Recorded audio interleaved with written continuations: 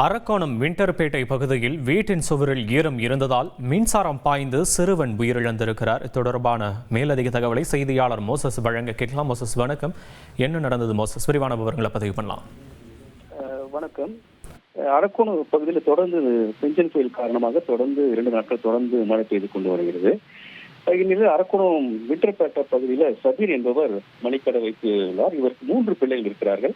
இவர் அதே விண்டர்பேட்டை பகுதியில் மசூதி பக்கம் அவரது வீடு உள்ளது. இந்த வீடு முழுவதுமாய் மழையின் காரணமாக செவரெல்லாம் ஈரமாக இருந்திருக்கிறது. இந்நிலையில் அவர் மூத்த மகன் ரிஸ்வான், அவன் அரக்கோணம் பகுதியில் உள்ள தனியார் பள்ளியில் 7ஆம் வகுப்பு படித்து வருகிறான்.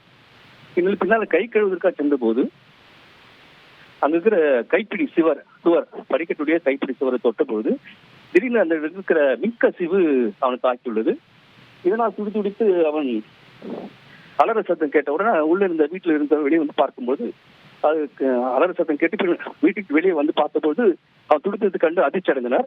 இன்னும் அக்கம் பக்கத்தில் வந்து பார்த்தபோது மின்சாரத்தான் தாக்கியுள்ளது என்று கருதி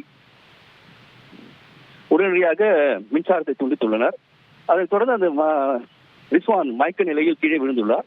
அவரை அரக்கோணம் அரசு மருத்துவமனைக்கு கொண்டு சென்று பார்த்தபொழுது அவர் மின்சாரம் தாக்கி ஏற்கனவே இறந்துள்ளதாக மருத்துவர்கள் தெரிவித்தனர்.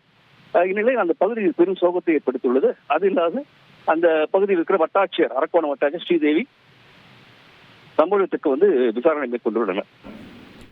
விவரங்களுக்கு நன்றி மோசஸ்.